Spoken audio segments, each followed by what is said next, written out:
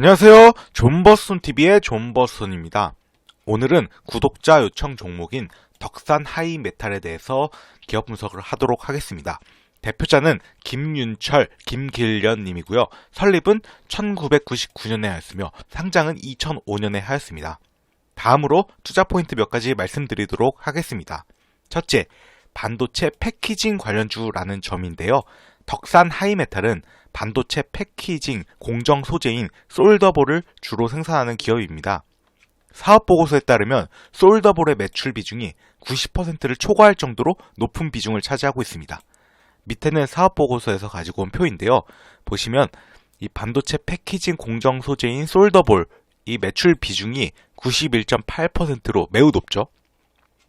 또 기사에 따르면 반도체 패키징 관련해서 삼성전자와 인텔, TSMC 등 글로벌 기업들이 패키징 기술 개발에 나서고 있다고 합니다.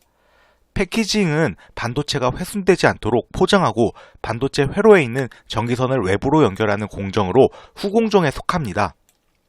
사업보고서에 따르면 덕산 하이메탈이 세계 솔더볼 시장의 30%, 국내 시장은 70%를 점유하고 있기 때문에 패키징 시장 규모 성장에 따라 덕산 하이메탈의 실적 성장 가능성도 높다고 저는 생각을 합니다.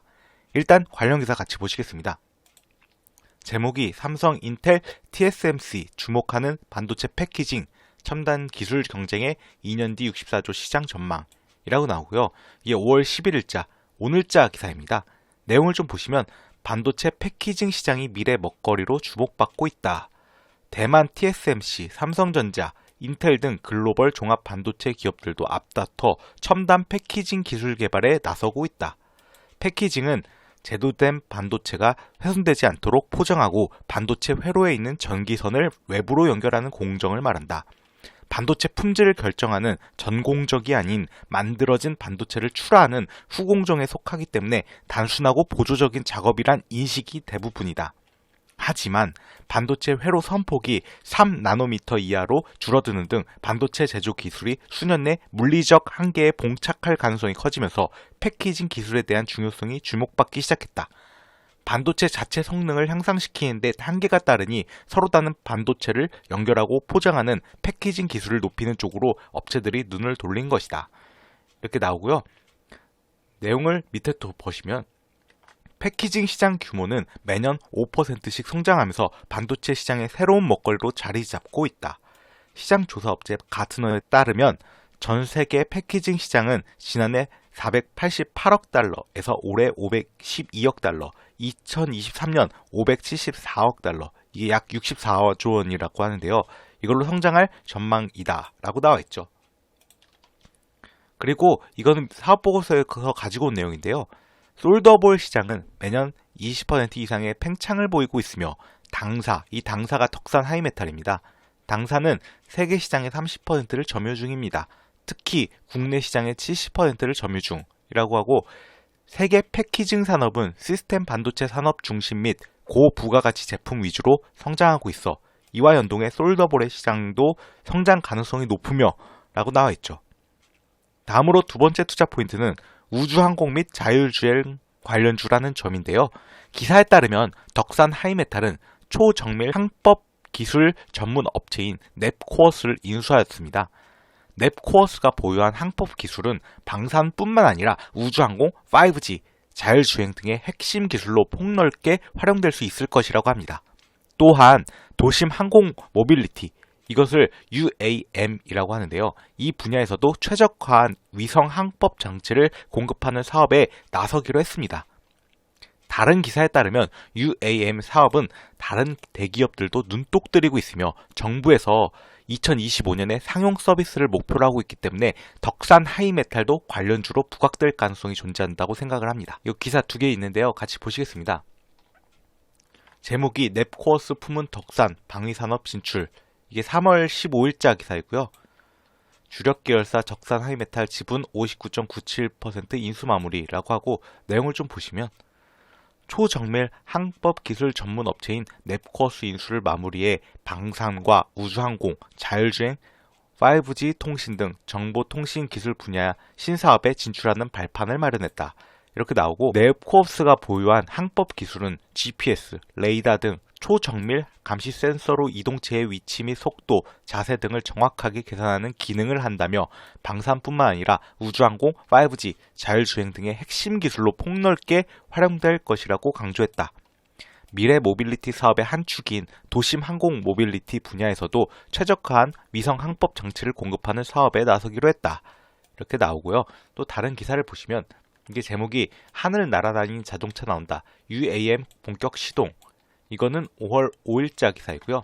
내용을 좀 보시면 이게 UAM이 도심 항공 모빌리티, Urban Air Mobility의 약자입니다.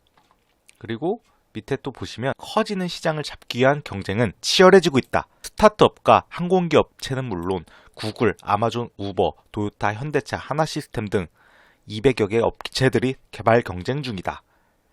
정부도 지난해 6월 KUAM을 발표하며 지원에 나섰다. 2025년 상용 서비스 시작이 목표다 라고 나와 있죠.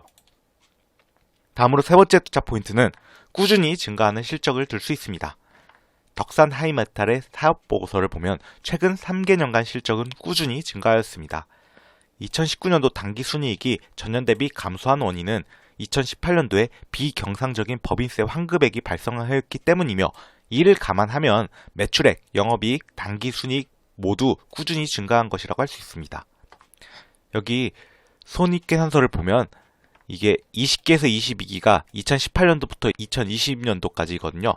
매출액과 영업이익 모두 꾸준히 증가하였고 당기순이익도 2020년도에는 제일 많았는데요. 153억으로 다만 2018년도에 당기순이익이 121억이었고 2019년도에는 112억으로 살짝 감소하긴 했는데 이게 2019년도 당기순이익 변동 원인 2020년 2월 14일자 공시를 보시면 당기순이익 7% 감소 원인이 2018년 중 비경상적인 법인세 환급액이 발생하였다고 이렇게 나와 있죠.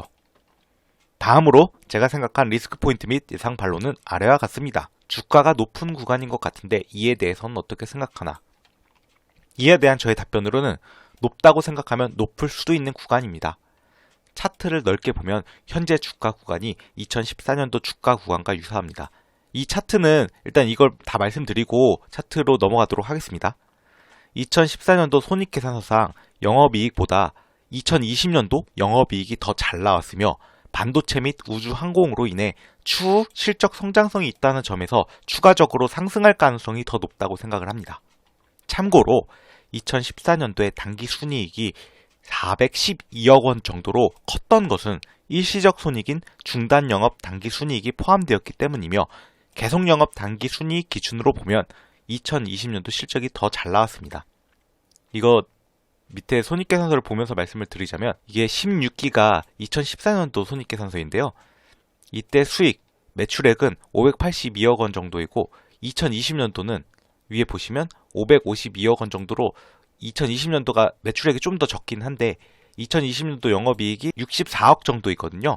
그런데 2014년도는 57억 정도니까 2020년도가 더 많은 것이죠. 그리고 당기순이익 보시면 412억 정도로 엄청 크잖아요. 근데 이게 중단영업 당기순이익 때문에 이게 거의 337억, 이게 엄청 일시적 손익인데 크게 나와서 이게 크게 나온 거고요. 계속영업 당기순이익으로 보면은 75억 원 정도거든요. 14년도 당기순이익이. 그런데 2020년도 당기순이익은 153억이기 때문에 2020년도가 더 잘 나왔습니다. 다음으로 차트를 같이 보시겠습니다. 이것은 덕산 하이메탈의 차트인데요. 일봉 차트입니다. 보시면 이렇게 올라가서 지금 좀 박스권으로 크게 보면 이렇게 그리고 있죠. 그런데 이렇게 차트를 보면 높은 거 아니냐라고 생각할 수도 있는데 이게 차트를 좀 넓게 보시면 이때 지금 이 구간이잖아요. 이 구간인데 여기가 2014년도 주가 구간이거든요. 이때가. 그러니까 제가 아까 말씀드렸듯이 실적이 더 성장 가능성이 높기 때문에 최소한 지금 주가 구간보다는 좀 더 올라갈 가능성이 높다고 생각을 합니다. 이상으로 앞서 언급드린 투자 포인트를 요약하자면 다음과 같습니다. 첫째, 반도체 패키징 관련주. 둘째, 우주항공 및 자율주행 관련주. 셋째, 꾸준히 증가하는 실적입니다. 이상으로 덕산 하이메탈에 대한 기업 분석 영상을 마치도록 하겠습니다. 시청해주셔서 감사합니다. 여러분의 구독과 좋아요는 영상 제작에 큰 힘이 됩니다.